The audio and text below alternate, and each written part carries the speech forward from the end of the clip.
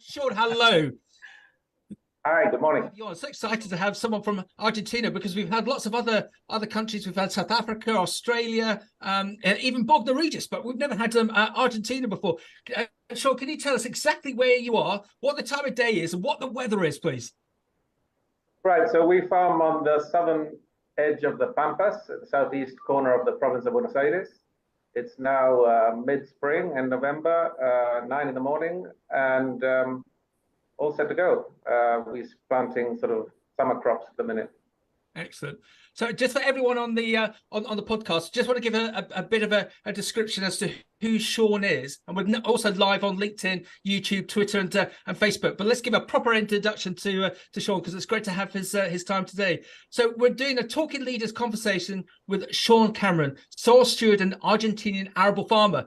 We know how important it is to be inspired by big businesses and individuals, and that's why I'm excited to present this Talking Leaders series. It's a monthly initiative from the AHDB with ourselves, Beanstalk Global, hosting it. And we see a series of inspirational speakers share their life experiences and deliver impactful stories to the agri-leader community. So today we're joined by Sean. Sean is educated at St. George's College in Argentina, followed by college in Edinburgh. And then Sean graduated in chemical engineering from Cambridge University. After 5 years working as a trader in London, he returned to the family farm in Argentina. The farm was purchased by his great-grandfather in 1916 on the south edge of the, help me, Sean, Pampas? Pampas, yes. Thank you. In the province of Buenos. Oh, I can't even say that. Sean, help me. In the province of Buenos Aires.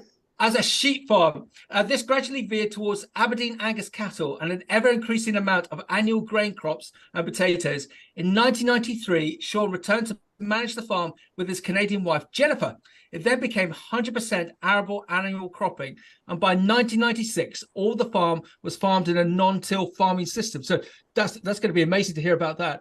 Presently, Sean's farm includes 9 centre pivot irrigating machines, each size between 53 and 88 hectares, and a 12,000-tonne drying and storage grain facility, as well as all the machinery necessary for planting, protecting and harvesting the crops. They now own approximately 2,200 hectares and rent a further 1,600 hectares. The farm's main crops are wheat, barley, white clover seed production, sunflower, corn and seed corn, and sweet corn produced under irrigation. They occasionally produce peas and plant second crop soybeans after wheat and barley harvest. Sean, was that a good description of the farm unit and your background to date, please? Yeah, that's pretty much put it in a nutshell. Yeah, sounds okay. It sounds if it can be described in about 30 seconds. That's right.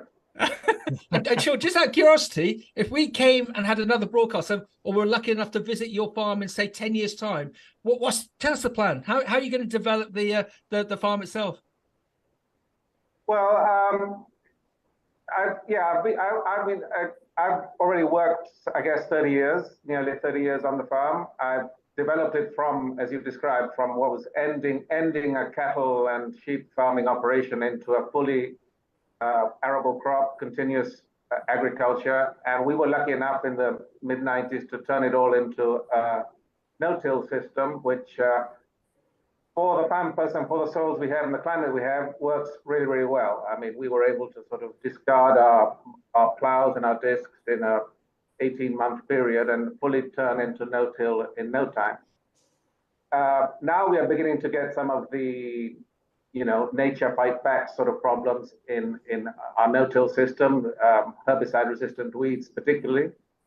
But I wouldn't be surprised if maybe not 10, but 15, 20 years' time, those problems will be resolved with other technology, be they robots, be they lasers, be there something that will do away with particularly herbicides in our chemical sort of system. Yeah. So maybe that will be the main difference some years down the road. Yep, evolution, not revolution. And then Isaac, I think the Talking Leaders series is great because we're going to find so much more from Sean. But can you just give us a bit of a background to the Talking Leaders and to AHDB, please, Isaac? Yeah, thanks, Max. Like you mentioned, I work for AHDB. We're a levy-funded organization working on behalf of farmers. As AHDB, we provide market analysis and market intelligence. We do farmer-to-farmer knowledge exchange. We look at consumer trends. We challenge misinformation if we find that in the media. We also run a consumer marketing campaign called We Eat Balanced, which, by the way, last year reached 43 million adults. We work with schools and teachers to engage with tomorrow's consumers. And actually, just last week, we had an agri-leader circle on exactly that topic called Cultivating Young Minds, Fertile Food and Farming Education. So, so lots of puns in there, but a really important area. We also help facilitate exports, and we've got a circle, agri-leader circle on that, so that you can go back and look at. But like you mentioned, the program that I lead on is something called AgriLeader, and we base our delivery around 3 areas: leading self, leading people, and leading business. And this Talking Leaders series is part of that, and which is why we've managed to track down Sean via my Nuffield network and twisted his arm to be with us. So welcome, Sean. Thank you for joining us. Cheers, thanks. God, Isaac, you take the lead. I've been fascinated to see with your background and also with your AHDB head how we're going to steer this conversation and get the most out of Sean for everyone dialed in. So just and Sean's passion there for no-till and that's in working on a soil preservation technique. So that's really a big part of an interest. And when I tracked Sean down first, a big part of your passion. So where did that start with, Sean? Where did that seed first get planted?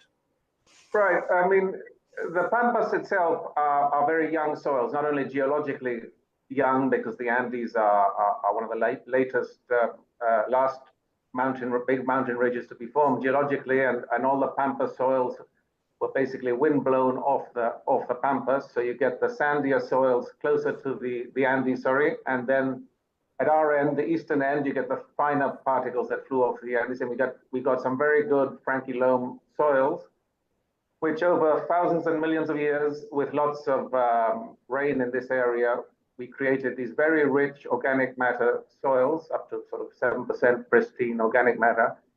And then farming-wise, they're also very, very young. I mean, European settlers only arrived here in the 1870s.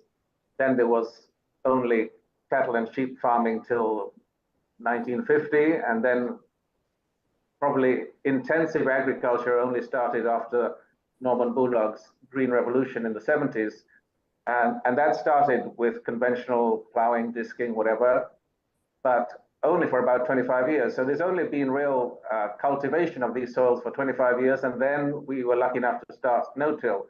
So the soils are very new, very protected, and hence they are, it's our role, I think, to protect them. I mean, any farmer, all they've got is their piece of land, and whether they inherited it or were lucky enough to buy it or lucky enough to inherit it, and the ambition is to inherit it off to the next generation or whoever comes next in as good a state as possible.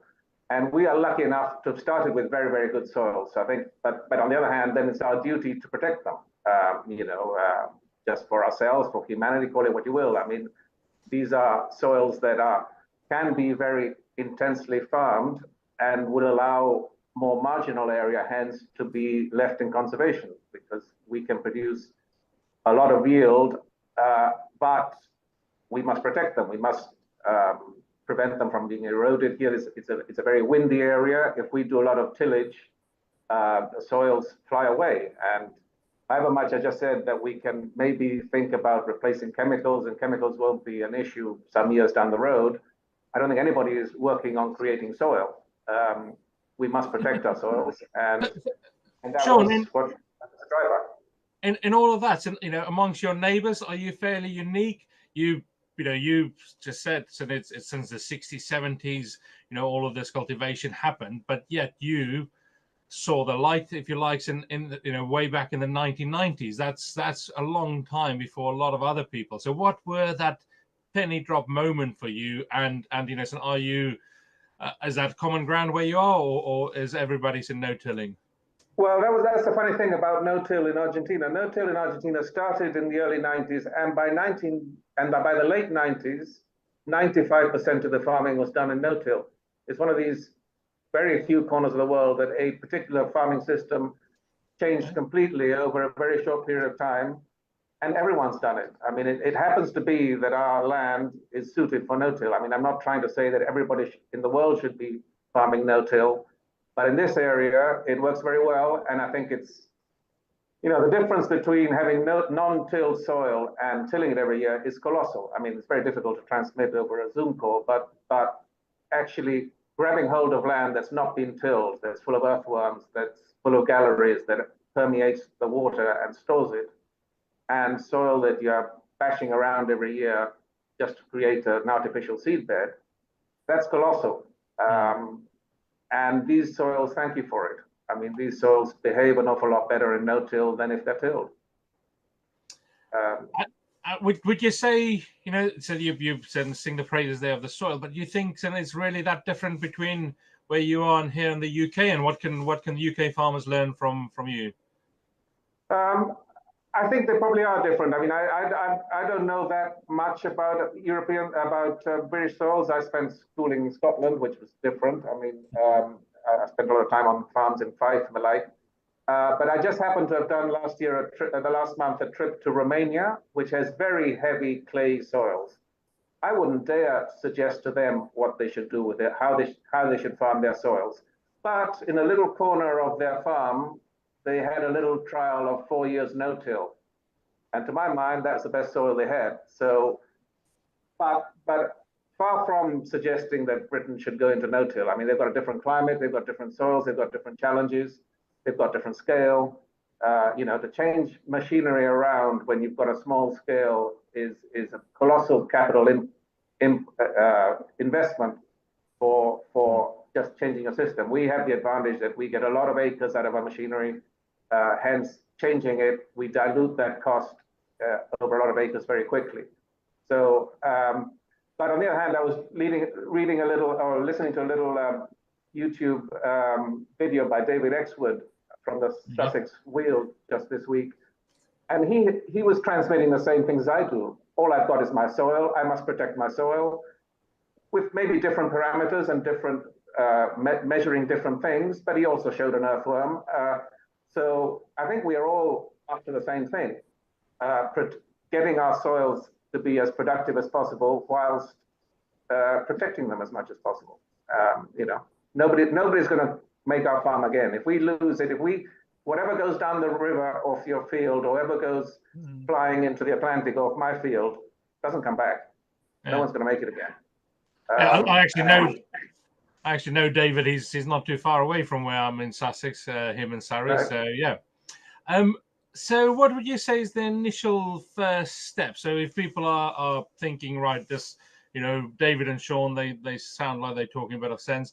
What would you say is the first sort of steps and the first bits of thinking around some soil preservation techniques and what people can start with? Well, I mean, the first thing I think is to work out what your challenges are, work out what your dangers are. I mean, I know mine is wind erosion. So if I can leave trash on top of the soil and hence avoid the raindrop causing damage and then the wind blowing it away, that's my aim. In other places, it'll be different things. But soil protection, I think, is the main thing, and how to, and then you've got to work out in each area, each field, how does your soil work with regards to productivity and how much. I mean, we, luckily enough, compared to Europe, have a slightly higher summer temperatures maybe, which allow us longer growing season, and hence, because no-till will shorten your growing season. Your soils will become cooler, and hence, so if your challenge is that your growing season is already too short, then no-till is going to be a challenge because you're putting yourself in trouble. If, however, every farmer in their own field or in their own farm will find a way around it. Will find what works for them, be it a cover crop, be it just leaving the trash on the soil instead of burying it. It's a question of just experimenting, and also what challenges you. I mean, you go to other parts of the world where maybe, again, back to Romania, they are having to undo 80 years of mismanagement by the Soviet system. At that time, nobody bothered about anything. So again, what's the first thing you do compared to something like Romania? You got to have title. You got to own your farm. You got to at least you got to have long-term use of your farm to be bothered to want to protect it. That's just the way that's the way we are. So, but yeah, it's a concern, I think, as to how you want to keep your soil sustainable. Sean, I was very privileged to have gone to the Oxford Farming Conference in January of this year, and they had Princess Anne. What's Princess Anne now, everyone? Princess Royal. And they did a whole session in the morning about regen ag, and the Royal was there for the bulk of it, and she stood up to say her bit just before the lunch, and she said this has been a fascinating conversation, but one thing that no one has mentioned in this whole conversation about regen ag is profitability. I presume you're all here to do good, but also to make a profit. So I'd be interested in the next sessions. I don't believe it's a dirty word, to know whether regenerative agriculture is actually making you money. And I see this with some of the work that we do with funds, because there's a lot of excitement globally with funds running into sustainability and regen ag. And when I speak to them, they sound very philanthropic. And I said, but is your business model to make money? Oh, yes, it is. So direct question, Sean. Do you enjoy what you're doing? Oh, it's a very direct question. And does it make money? Does the system that you operate work financially for your farms? Yes, luckily it does. And you're quite right. I mean, all these systems that we try to put in place, the ultimate driver is that it makes more money than tillage. Then my no-till makes more money than tillage. I mean, boom, on these soils and in these conditions. But equally, I mean, you mentioned that regenerative question. I have, for example, I also manage farms for other investors, and one of the owners is really pushing me towards, without saying so, they're really pushing me towards organic. Maybe they want to use no more chemicals. Now, of course, at the moment, if you produce food and you say you've used no chemicals, it's very sexy. You put it out there on the supermarket and it probably sells very well. Now, how do you transmit, or my challenge is, how do I transmit that no use of chemicals, which would mean going back to tillage, is worse for my soil. I lose organic matter, I lose soil. Wow. So the converse is, I use a little bit of chemicals, but I conserve my soil better. How do you put that on a sticker? I conserve more organic particulate carbon in my soil. Yeah. So there's a bunch of debates have to be really taken through to the final conclusion that a single aim, like for example, say use no more chemicals, can lead to a bunch of unwanted consequences.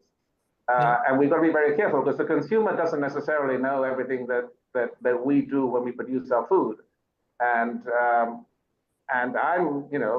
I'm prepared to use a bit of chemicals. Neither are we using colossal amounts of chemicals. I mean, we are in an area where luckily our insect pressure and our fungus pressure isn't that high, and we can be pretty moderate on our use of chemicals. I mean, I produce seed corn here, and I do 6 passes on my seed corn field prior to harvest, total between herbicides, insecticides, and fungicides. The equivalent farmer in Brazil producing the same product does 26 passes. Wow. Good grief. Wow. So not because he's a unsavory fellow or anything like that, it's because his pressure because of his climate is colossally higher. Yeah. So again, we must look at each farm on its own merit and each area on its own merit. And in a way, if the consumer were to be, I mean, it's hard to get him away from just his only aim being chemicals are bad, rather than, the overall farming system needs to be looked at, and some regen, some cover crops, a whole bunch of things. But you're right. The driver has to be, we have to make money. We get no subsidy here. In fact, we get the opposite of no subsidy. We get tax. Unusual only tax. We get taxes that are particular to the agricultural sector because it's so efficient, and it's the only part of the economy that sort of works. So we are the banker of the government. But yes, we have to be profitable, and luckily enough we are. But the reasons that we are profitable are maybe different ones than why the UK farmer may be profitable. We've got large scale, we've got a bigger climate, we've got cheap labor, or cheaper labor, and so again, comparing one on the other, you have to be careful what you compare and how you compare it. Yeah, and Sean, just on that comparing front, be fascinated to hear your retort to this. When you went down this route X number of years ago, was there an industry that was born overnight to assist you, whether that be machinery companies or consultancy companies? Because in the UK, there's this huge boom of companies, whether it be data companies, whether it be machinery companies, whether it be consultancy companies, all trying to help. But we saw the same thing when AD plants went live. We saw the same thing when solar got very excited, and the farmers be interested to see what Isaac thinks. Get very confused as to who they should go to for advice, because they don't know whether the advice that have been sold or the technology that has been sold is going to be fit for purpose for them. And Isaac, do you think that's a pertinent question to ask of Sean? Definitely. So I do think, it's sometimes a job for farmers to sort the wheat from the chaff, so to speak. But I think there are some amazing initiatives, something like Groundswell, where farmers learn from each other and things like that. And I think, that's a big part of what we promote as well, is that farmer to farmer learning. So yes, and it'll be interesting to hear what Sean say about that. And we've got a question that's just come in. I'll ask in a second. Okay, so Sean, just to try and encapsulate my question a little bit further, when you started down this route, were you inundated with advice, but you found it difficult to see which direction to go? Yeah, it was very particular. And I wouldn't say that if we suddenly started another system, the whole thing would happen in the same way again. But in the early mid 90s, through a bunch of farmers that were disappointed with erosion and other aspects of their conventional tillage, so their desire to innovate, particularly, I don't know if we can use the word, but Monsanto and glyphosate, wanting to sell glyphosate and discovering that they could set up this, if they could convince enough farmers to change their system, suddenly their sales of glyphosate would explode, which they did.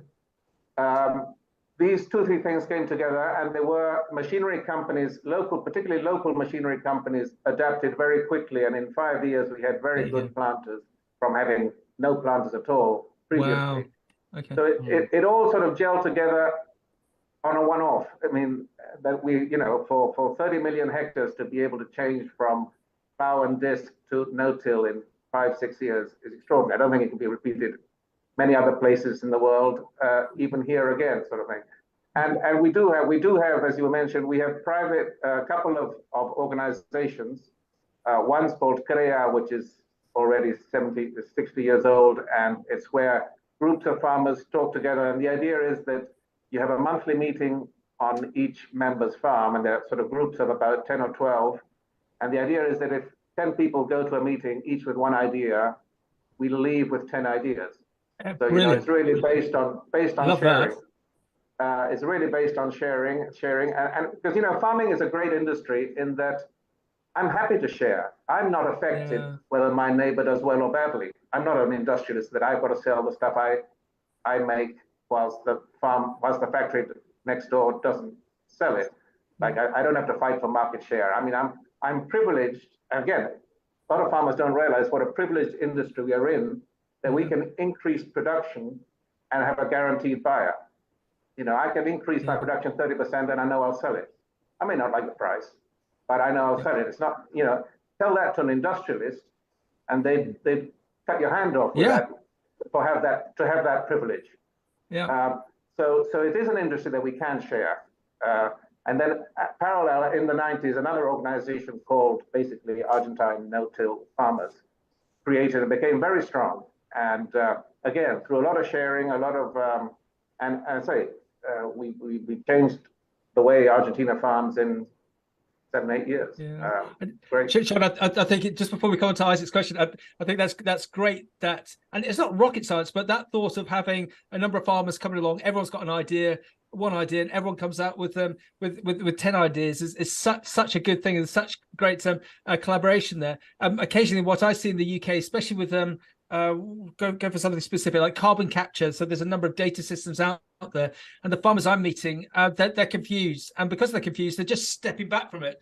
They don't want to get involved. They just want to see, and that might be the right thing, but it could also adversely be affecting their business if they're not investigating it. But there's just so much information out there that they're getting a bit confused. But coming back to your point, Sean, if they all met in a room, a pub, or whatever social networking it will be to discuss that, everyone's sort of got the same problems in farming, haven't they? But you only need one that's come up with a solution to be able to broadcast it out. It does show the power of that knowledge sharing, with Arable Business Group or dairy discussion groups or the monitor farms, or strategic farms that we do. You quite often see how powerful that is, and also the fact that you as a group of farmers or as an industry that decided this is the way we're going down, and the some auxiliary industries adapted to that rather than the other way around, which is really interesting and powerful. The question we've had in were around some regenerative agriculture. It's very much the buzzword here at the moment, Sean. But so the question from somebody here were, how does that is that something that is labeled as such? So do you get is it on the horizon or not really? It's very, very just starting to be talked about. Our challenges are different to Europeans. I say, remember, we get no subsidy. But on the other hand, we have freedom to farm. We can do what we like on our farms. So okay, so no one pays us to do as we are told. But we can do what we like. So maybe those things slightly offset each other, maybe. I wouldn't say we're going as far as regen yet, but we're going there. There's a little bit. I mean, I've got a farmer friend who is going down that line. He's finding challenges and successes at the same time, but he's opening the ground for the rest of us to follow a little time later. But we are doing cover crops, and the challenge maybe for us, because we've got these pristine, very high organic matter soils, is that the minute we started producing off those soils, organic matter could do nothing but decline. I mean, essentially, the organic matter mineralizes in the soil, it produces the nutrients, and we harvest them and take them away. And we are at the part of the curve where organic matter can do nothing but drop. Other parts of the world, maybe Europe, have got to the parts of the declining organic matter curve where it can't drop anymore. It's got to its minimum, and hence maybe you can talk about raising organic matter content in those soils with some success in the short term. We are still, however much we try and do regenerative, however much we have a positive carbon balance in our rotation, we are still going to drop our organic matter, because you need more than carbon just to create organic matter. You need nitrogen, you need sulfur, you need all the other things. And our balance, maybe because of the economies of our farming, is still nitrogen deficient. We still don't put enough nitrogen in our soils compared to the amount of nitrogen we take away in our harvests. And that nitrogen is provided by the soil, it's provided by the mineralization of the organic matter. So sure, we've got to do all we can, but we are going to find it very difficult to create organic matter here. We may slow the decline, but we are at that part of the curve. We are still using the natural organic matter that millions of years provided. So we are at a different part of we're at a different stage of the road of how we're getting our history of farming, as it were. Understood. And Sean, there's I think I say this at every broadcast that I always look at the likes of Holland.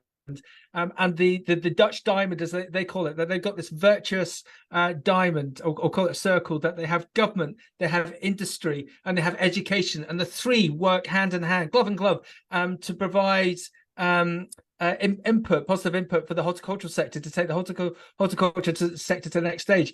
And we don't sort of have that in the UK without delving into politics too much. We've got an election coming up, so everything perhaps is slowing down on the agricultural side. So there's always a feeling sometimes that perhaps our UK government could do more, like in Holland. Politically, what's it like for yourself in Argentina? Did you get support, or you and your farming colleagues are you rowing your own boat?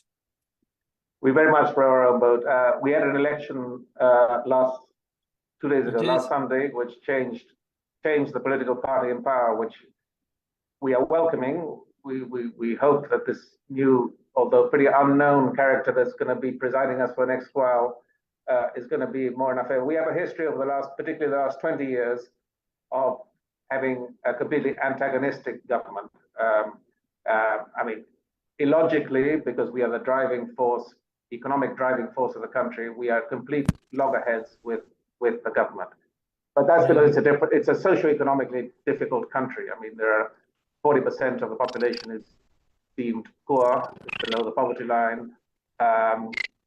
There's a large quantity of people centered around the province of Buenos Aires, the city of Buenos Aires, living in, I won't say slums, but living in an area that needs social support, and that support basically comes from extra taxes on the farming sector. So now we're at loggerheads with the government. We have, despite the fact that we are an exporting country, we produce food for 9 times our population. I mean, our population is 45 million. We produce food for 400 million. We are structurally exporters, yet the government taxes exports and quite often restricts exports. Their driver being they need cheap food. So to provide cheap food, they must always have a surplus. Hence, for example, a wheat miller will never really be forced to compete with the exporter. The exporter will be allowed to export some, and then once they know roughly that there's enough and a little bit more for the millers, they'll prohibit exports for the rest of the season. So we are in a very unsatisfactory condition for that. But it's extraordinary that despite all that, we still, when I travel parts of the world, I still make more money than a bunch of other farmers, despite all these things. And that's due to the Pampas. That's due to the soils we sit on, which is back to the start of this conversation. We must protect our soil because it's all we have, and it's the drive of our profitability. Sean, Isaac, we always have Jeopardy on these broadcasts. We just lost Isaac for 30 seconds as he had a power cut. And Isaac, just talking to Sean about what government support he gets and he doesn't. So it's interesting just to sort of compare it with what we're seeing in the UK. And just segueing that, Sean, Labour. So we always have this issue and have done pre and post the pandemic in finding quality labour within the agricultural sectors, and we've done a myriad of broadcasts on that. How do you find the labour aspect for your farms, and to not just those great teams doing the day-to-day job, but also mid-management and senior leadership? How do you find that aspect of running your business, please? Well, I mean, labor for farming has become an issue. I think worldwide. I mean, we are producing. We are providing our operators with forever more modern machinery, better applications. Tractors are GPS guided. Machinery has got sensors. Planters have got sensors every which way. But as an example, I had a guy on a tractor last week who made a mistake, not because he was looking at his phone as he was planting, because he doesn't have to do anything else. So sometimes all this extra technology that we're providing has got this little, how to keep the guy also. I mean, to be fair, he's planting 10, 12 hours a day, so he needs, so the challenge is maybe we spell them, we rest them, we put somebody else there for a while. But but they've got this very big machinery, this colossally large amount of money that's in the hands of maybe sometimes not that skilled an operator.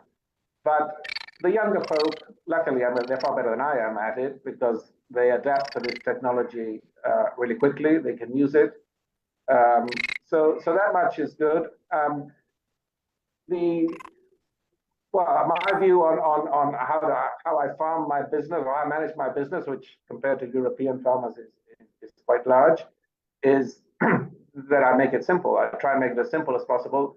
But on the other hand, I've got lots of crops. I do irrigating circles and square fields, so you've got wedges and corners and stuff. But if I compare, we've been irrigating with center pivots for over 50 years.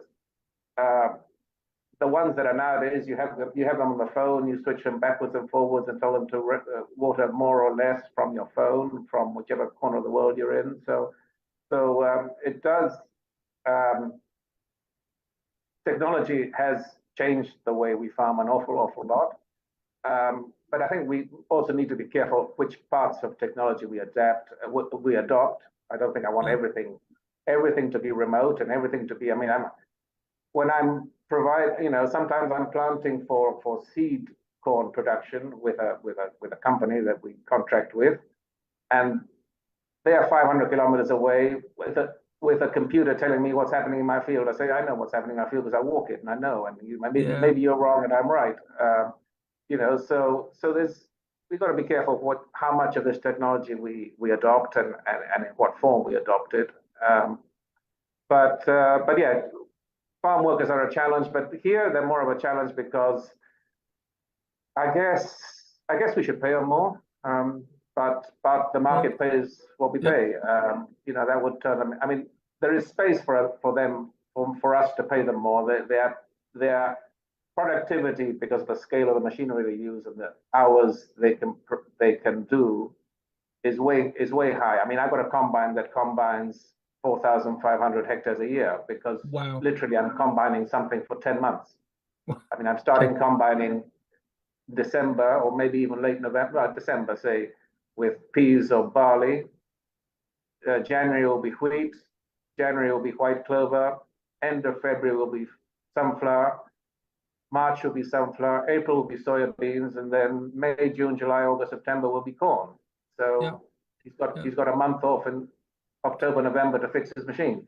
So our productivity on which what I've times gone by, I've analyzed the main differences in profitability in our farming and European farming, and the real standout feature is the colossal less amount of money we have invested in machinery. I mean, I've gone into a Danish farmer's shed who farms 10% the area that I do, and he's got more machinery than I have. Bigger tractors, more of them, because their time is way restricted in when they've got to do their stuff. I can plant my wheat crop over 2 months. Maybe the Dane's got to plant it over 3 days because his weather window is such. So we've got advantages. We've got colossal government disadvantages, but our climate, our weather, our scale, and the quality of our land make up for some of it.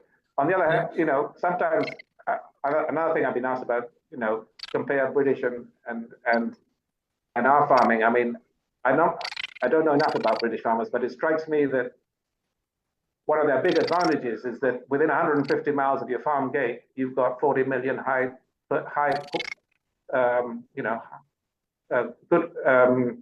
purchase consumers. I mean, consumers that can high spending consumers compared to we've got to go 8,000 miles to sell our stuff.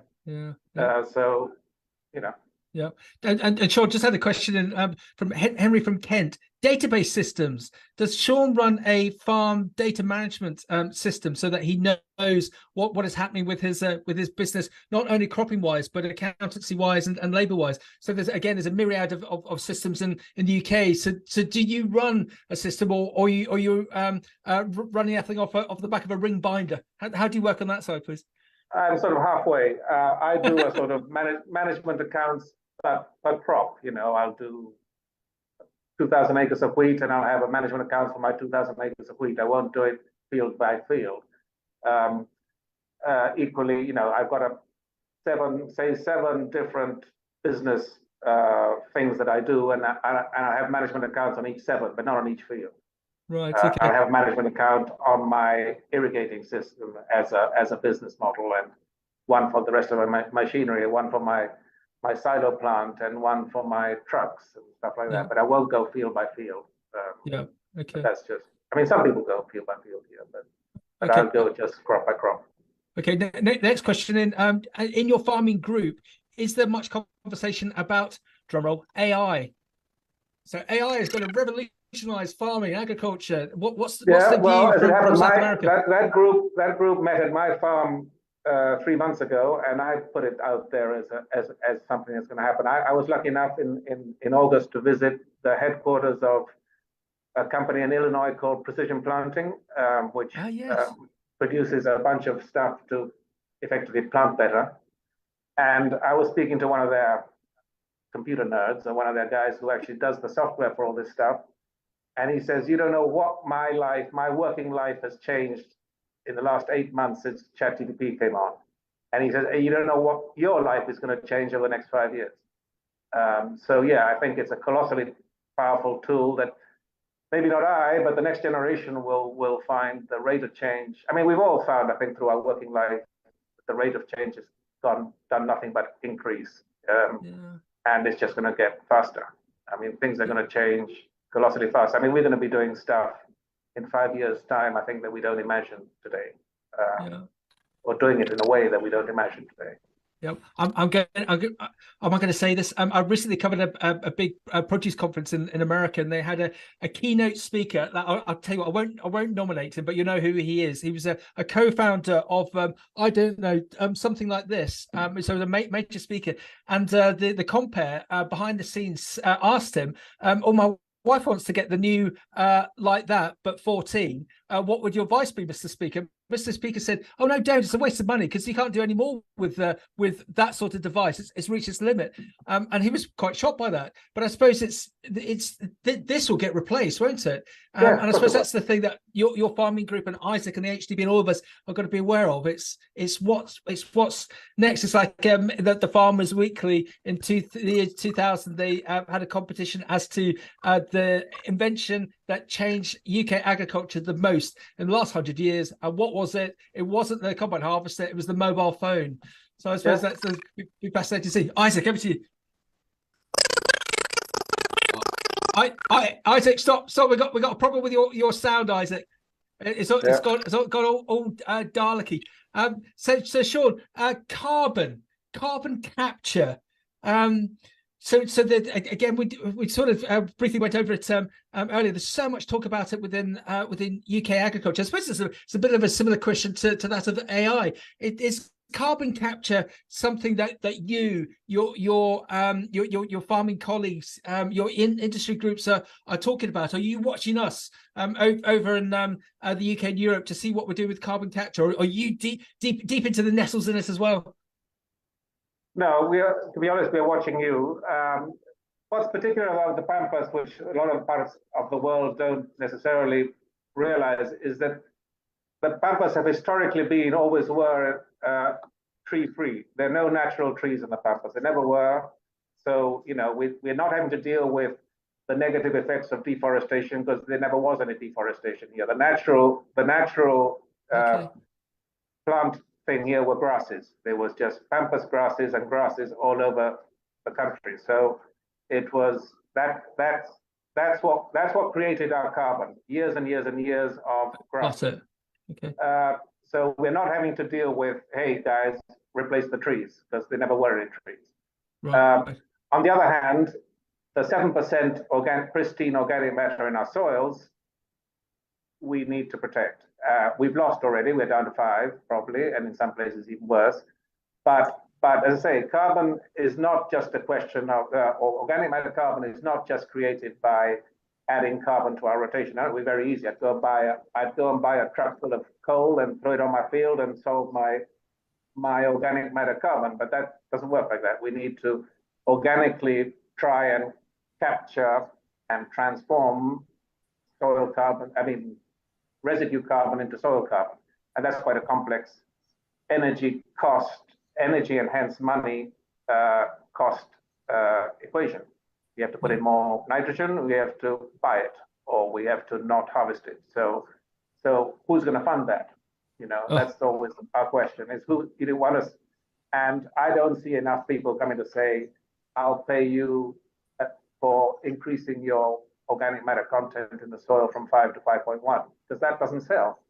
Yeah. Which consumer really knows about organic matter carbon or soil carbon and is prepared to pay someone who says he's captured a little bit of carbon in his soil? Maybe with global warming and with CO2 emissions and all that, maybe there's something there. But I I don't see it just by saying I protected my soil better. The guy who says he used no chemicals is going to beat me every time. So have you got any bit of markets arising there? Are there people talking about and will buy your carbon, or it's just not a thing just yet?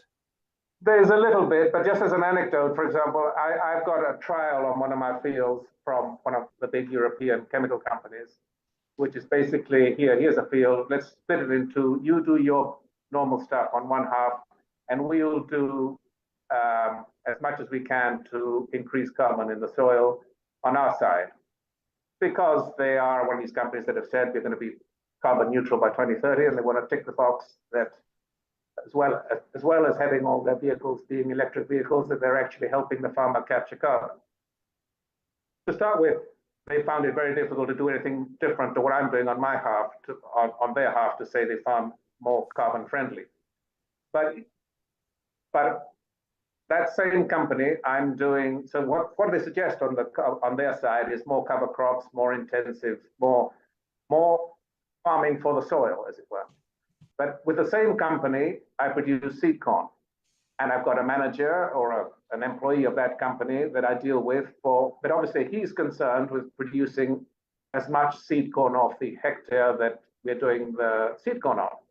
So when I tell him, hey, your same company from the other corner of my farm wants to do this, this, and this, shall we do it in your seed corn field? Oh, heavens no, that might reduce my yield. So even the same companies have, within the companies, they haven't really come to terms with what they really want and what they're prepared to pay for.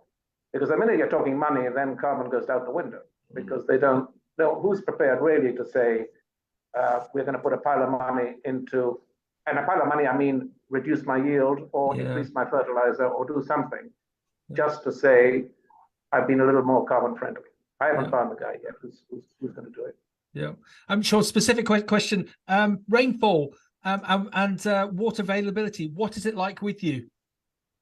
We have something, our average rainfall is probably about 800 odd millimeters, 900 millimeters a year. So 40 inches, I think it is, thereabouts, or a little under the 40 inches, 38 inches. We are sitting on a very abundant aquifer. The aquifer essentially overflows underground into the sea. So the aquifer is volume sustainable. It's unfortunately, quality-wise, it's not that clever. It's sodium bicarbonate unfriendly, as it were. It's got too much sodium in it. So we have to be careful how much we water. We can only water probably 200 millimeters every 3 years. So my irrigating machines are all mobile. I move them from field to field. So I will only tend to water corn, which comes once every 3 years in the rotation. So roughly, I water every 3 years, maybe now every 2 and a bit, but because we're intensifying the amount of corn we produce on the farm. Okay. But our main reason not to water forever everything is that our quality of our water isn't that clever. Okay, and do you have to pay an extraction license? Yeah, technically yes. Careful, careful. I do because I'm in the committee of the Watering Association, but an awful lot of people don't, and there's no policing of it really. All right, I'll move that conversation on before we get Sean into too much. I'm going to get sued. I'm going to get sued by Apple. So let's carry on. Right. Well, so Max, you would know, so we won't end the conversation without talking about leadership and management. So that's my pet topic. Sean, you obviously run a big operation there, and with various people and various different levels of that. And just explain a little bit about that and how you work, the setup, but also what is your leadership style and your management style, and how much autonomy do you give to people, or how much do you need to keep in hand? Right. One of the main things about land holding in Argentina is that it didn't start like it did in the US, where each immigrant was gone and given a section, or whatever they call it, a certain piece of land, and they were told, go farm it, go settle, go make your homestead, and that is your piece of land. Here, land essentially got given out in large chunks to the first people who were here, people who maybe funded the army to go and clear out parts of the country or whatever. So, I mean, there was very poor distribution of land initially. And then the other aspect is that inheritance law here is Napoleonic. Each child gets an equal share. So particularly in large families, land holdings subdivided very quickly. So now you've got a large proportion of farmland which is gone below economic scale. So the outcome of that is that 70% of the land is tenanted, and very, very few farmers actually live on the land. The bulk of farm owners live in the cities and rent the land out. And even people who manage it will still live in the city and have a manager or an employee and come to the. So I mean, we live on our land. My wife Jennifer and I and our kids, we lived on our land, and my family have always, my grandfather, my father, they've always lived on the land, but we're very, very, very much the exception. So that has to be understood in when you're trying to compare it from European scenarios, because it's very, very different. So there isn't a real rural fabric. There isn't a real community. There isn't a fabric of a rural community because there's nobody here. I remember as an anecdote once, an Australian guy called Tony Fisher, a wheat physiologist from Australia, came and we were looking at a trial in a September evening when already sunlight had pretty much gone, and we were looking at the trial with a torch even, and he got up and said, "Hey, there's something wrong here. What's wrong? There are no lights. Nobody lives here." And it's true, nobody lives here. So that is an aspect of Argentine farming that has to be understood if you're trying to compare it from Europe. So the fact that I do live on my farm gives me a lot of competitive advantages. I mean, I'm on the farm shop. I see what's going on, and I act accordingly. So maybe I'm ahead of the game in a lot of my competitors because I'm here, as it were. And with regards to management style, I try and keep it very simple. Try and make quick decisions. How many people work in your business? Well, it actually work on the farming business. So I do close on 4,000 hectares, and I have one planter, the guy who plants. He plants winter crops in the winter, like wheat, barley, clover, and peas. And then he plants sunflower and corn and soybeans over 3 months in the spring. And he spends the rest of the time repairing and whatever.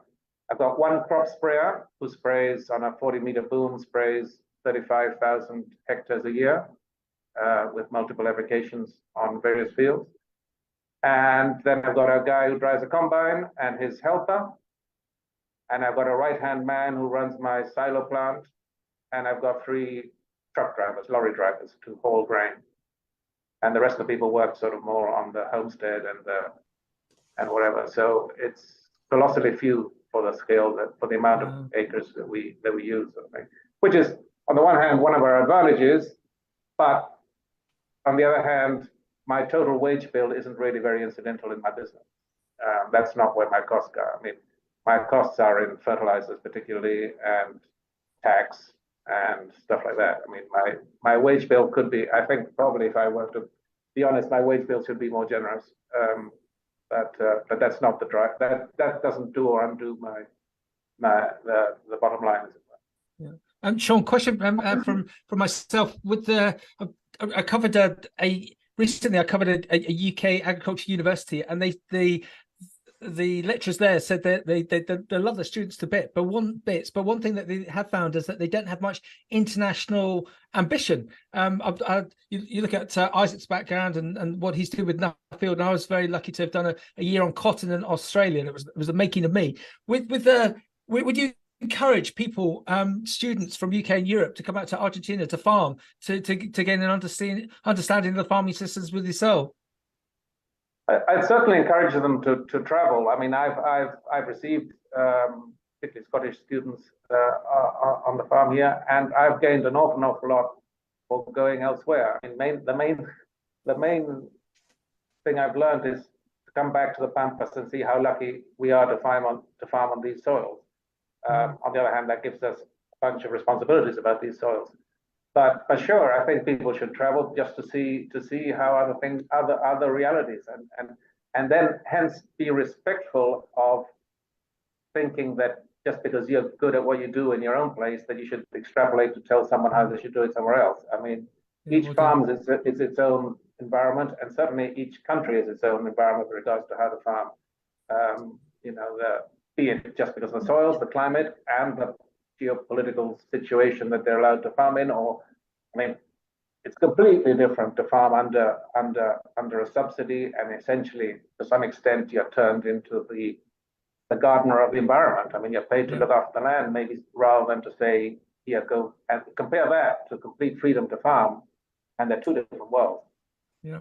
They're really. And I'm not saying that the freedom to farm means I can do whatever the hell I like environmentally or with regards to sustainability. Is that I can really choose to farm whatever I like, whenever I like, and to do it for the internal market, for the export market, for whatever. And that, I think, is where maybe the big differences with Europe are, because there you tend to have to, at least the little I know about when I was a student in Scotland, I mean, you tend to have to play the subsidy market or see where you're allowed to farm where the sum of what you produce plus what you're paid as a subsidy is your income, not just what you produce. Gents, we're running out of time, but I've got a comment here. Could Sean take his laptop outside and give us a drive around so we can have a look at the farms? Well, come visit, yeah, for sure. Yeah. I might take you up on that, Sean, because I'm over in Argentina next sort of February, March time, so I'll come and take a few pictures. Oh, brilliant. I'm going to be in South Africa at the end of January, but when I'm back about the middle of February, sure. We might just cross paths. That'll be excellent.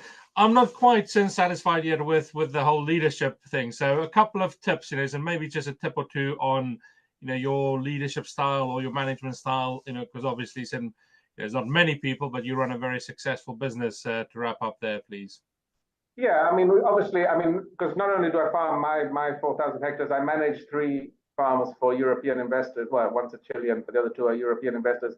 And there you just have to rely on the guy on the farm doing what when I've started managing a third party's farm, the first 2 years have been pretty intense to work out if the guys who are there are doing the right thing. But once you've worked out that they do, then you've got to just let them get on with it. I mean, you direct, you instruct, whatever, but the day-to-day has got to be done by them. I can't be doing day-to-day over 15,000 hectares sort of thing, separated by 250 kilometers. So you've got to be able to delegate and particularly work out that everyone that you're delegating to is thinking the way you are. I mean, that's, I think, what's worked for me anyway. Once you've done that, then it becomes a pretty simple process. I mean, it's what's they say? Farming, it's 20% ideas, if that, and 80% execution, and it's probably a lot more than that. They're straightforward crops. I mean, that we do, and we just got to make sure that they're done on time and the right things that have to be done to them are done on when they need to be done and done properly. What a certain quote to finish on. 20% ideas, 80% execution. So thank you very much for joining us. Hopefully next time I see you is on your farm in Argentina. That'll be really good.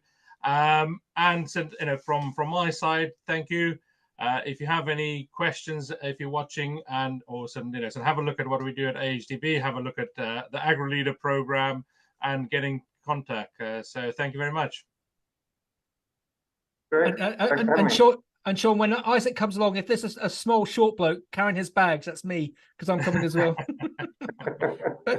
Isaac, thank you. Sean, thank you. I found we could have gone on for ages, and perhaps next time we'll try and get some videos from you, because we all want to learn from you. Looking at the WhatsApp questions that have come in. Sean, thank you very much for your time today. Really interesting, Isaac, and another great one to knock out of the park for talking leaders. I love that we're learning so much. And just to wrap up, I think what Sean intimated, that you go to a discussion group with one idea, everyone else comes with one idea, and you go away with 10, 15, 20 ideas. So simple, but it's so clever. Sean, thank you. Thank you. Thank you. Great. Thank you. Thanks.